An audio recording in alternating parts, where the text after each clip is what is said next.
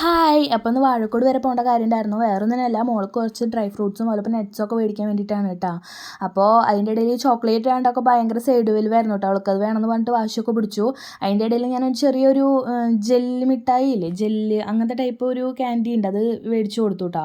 അതൊക്കെ മേടിച്ചിട്ട് പിന്നെ എല്ലാം ബില്ല് ചെയ്തിട്ട് ഇറങ്ങിയ ടൈമിൽ ഒരു ബസ് അത് കൂടെ പോയിട്ടുണ്ടായിരുന്നു. അതിൽ ആരൊക്കെ നോക്കിയിട്ട് ടാറ്റ കൊടുക്കണ്ടായിരുന്നു കേട്ടോ. അപ്പോൾ ഞങ്ങൾ അവളെ കളിയാക്കിയിട്ട് ചിരിക്കുകയാണ്. അടുത്തത് തുള്ളിച്ചാടി പോണത് എനിക്ക് എങ്ങനെ പണി തരാൻ നോക്കിയിട്ടാണ് കേട്ടോ. ജ്യൂസ് വേണമെന്ന് പറഞ്ഞിട്ടാണ് ഷോപ്പിൽ കയറിയത്. അവിടെ ചെന്നിട്ട് ജ്യൂസ് മേടിച്ചു. ജ്യൂസ് അങ്ങനെ കുടിച്ചുകൊണ്ടിരിക്കുകയാണ്. അപ്പോൾ ഈ മിഠായി അതുവരെ ആർക്കും കൊടുത്തിട്ടുണ്ടായിരുന്നില്ല. ഈ ജ്യൂസ് കണ്ടപ്പോൾ പിന്നെ എല്ലാവർക്കും അത് കൊടുക്കുന്നുണ്ട്. ഇടയ്ക്ക് അമ്മൂനൊക്കെ തന്നു. പിന്നെ ആൾക്ക് എത്തണില്ല. പിന്നെയാണ് അതിസാഹസികമായിട്ടുള്ള ജ്യൂസ് കൂടി ടേബിളിൻ്റെ മുകളിൽ കയറി നിന്നിട്ടും സ്ട്രോ താഴ്ത്തി വെച്ചിട്ടൊക്കെയാണ് കേട്ടോ പുള്ളിക്കാർ കുടിക്കണത്. അങ്ങനെ അത് കഴിഞ്ഞിട്ട് പിന്നെ ഹലുവ മേടിക്കണം എന്ന് പറഞ്ഞിട്ടുണ്ടായിരുന്നു. അപ്പോൾ അങ്ങനെ ഹലുവ മേടിക്കാൻ പോയതാണ് കേട്ടോ. അതിൻ്റെ ഇടയിൽ ഒന്ന് എല്ലായിടും കയറി നോക്കിയിരിക്കണം. അതിൻ്റെ ഇടയിൽ വെച്ചിട്ട് ഏതൊക്കെയോ ഒരു സ്പെഷ്യൽ ടൈപ്പ് കുട്ടികളെ അട്രാക്ട് ചെയ്യണ ടൈപ്പ് എന്തൊക്കെയോ ചോക്ലേറ്റൊക്കെ കണ്ടിരിക്കണം കേട്ടോ. അതിന് വേണമെന്ന് പറഞ്ഞിട്ടായിരുന്നു അടുത്ത വാശി. ഞാൻ മേടിച്ചു കൊടുത്തില്ല കേട്ടോ. കാരണം എപ്പോഴും ഈ ചോക്ലേറ്റ് കഴിക്കണം നല്ലതല്ലല്ലോ പറഞ്ഞിട്ട് അങ്ങനെ മേടിച്ചു കൊടുക്കാറില്ല.